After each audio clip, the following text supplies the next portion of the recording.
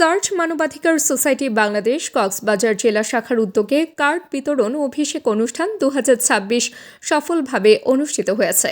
কক্সবাজার জেলা পরিষদের হলরুমে আয়োজিত অনুষ্ঠানে জেলা শাখার সভাপতি মোহাম্মদ আলী মুন্নার সভাপতিত্বে ও সাধারণ সম্পাদক আনোয়ার শিকদারের সঞ্চালনায় কার্যক্রম পরিচালিত হয়। প্রধান অতিথি হিসেবে বক্তব্য দেন বিশিষ্ট ব্যবসায়ী মোহাম্মদ আলম কোম্পানি। অনুষ্ঠানে মানবাধিকার সুরক্ষা ও সংগঠনকে আরও সক্রিয় করার উপর গুরুত্ব আরোপ করা হয়। শেষে নবনিযুক্ত সদস্যদের মাঝে পরিচয়পত্র বিতরণ করা হয়।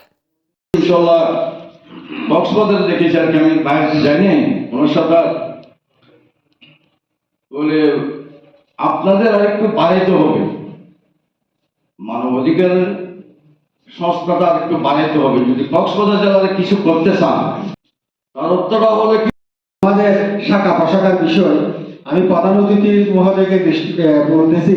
ইনশাআল্লাহ আমাদের চকরিয়া উপজেলা কমিটি আছে, অফিসও আছে, টেকনাফ কমিটি আছে, টেকনাফ অফিস আছে, আমাদের ইনানি কমিটি আছে, ইনানি অফিস আছে, এবং উকিয়া শাখা আছে, উকিয়াতেও আমাদের অফিস আছে। এবং তাবাসসুম হকানিকা, দৈনিক আজকের বাংলা। দৈনিক আজকের বাংলা .net